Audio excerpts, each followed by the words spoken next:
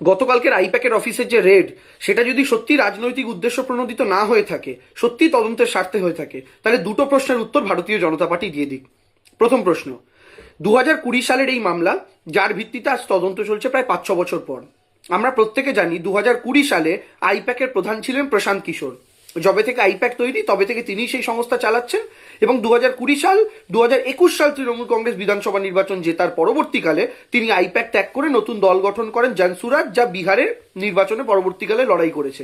তাহলে যে সময়ের মামলা, সেই সময় এবং তার পূর্ববর্তী সময়ে যিনি আইপ্যাকের প্রধান ছিলেন তাকে জিজ্ঞাসাবাদ করার বদলে আইপ্যাকের বর্তমান প্রধানকে জিজ্ঞাসাবাদ করা কেন? প্রশান্ত কিশোরকে জিজ্ঞাসাবাদ বা স্পর্শ কি এই কারণে করা হয়নি কারণ এর পেছনে কোনো রাজনৈতিক চুক্তি রয়েছে? প্রশান্ত কিশোরের রাজনৈতিক চুক্তি অনুযায়ী বিহারে বিজেপিকে সাহায্য করার কৌশল বা জিততে সুবিধা করে দেওয়ার কৌশল, এরকম কি কোনো গল্প পেছনে রয়েছে? প্রথম প্রশ্ন। দ্বিতীয় প্রশ্ন, মামলা 2020 সালের বিধানসভা নির্বাচনের আগে এভাবেই ধর পাকড় ইত্যাদি এখানে ওখানে অনেক কিছু হয়েছে। তারপর গোয়ার বিধানসভা নির্বাচনেও অনেক লম্পঝম্প তার পরবর্তীকালে এখানে হয়েছে, এই টাকা নাকি নির্বাচনে খেটেছে ইত্যাদি বলা নিয়ে।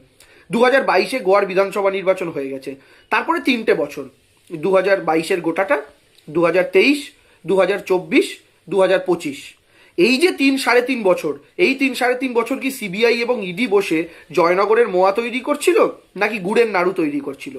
এই 3-4টে বছর ঘুমিয়ে থেকে হঠাৎ বাংলার বিধানসভা নির্বাচনের 3 মাস আগে আবার আইপ্যাকের অফিসে হানা, এবং যিনি তখন মাথা ছিলেনই না সেই প্রতীক জৈনের বাড়িতে হানা, এটা কি রাজনৈতিক উদ্দেশ্য প্রণোদিত নয়?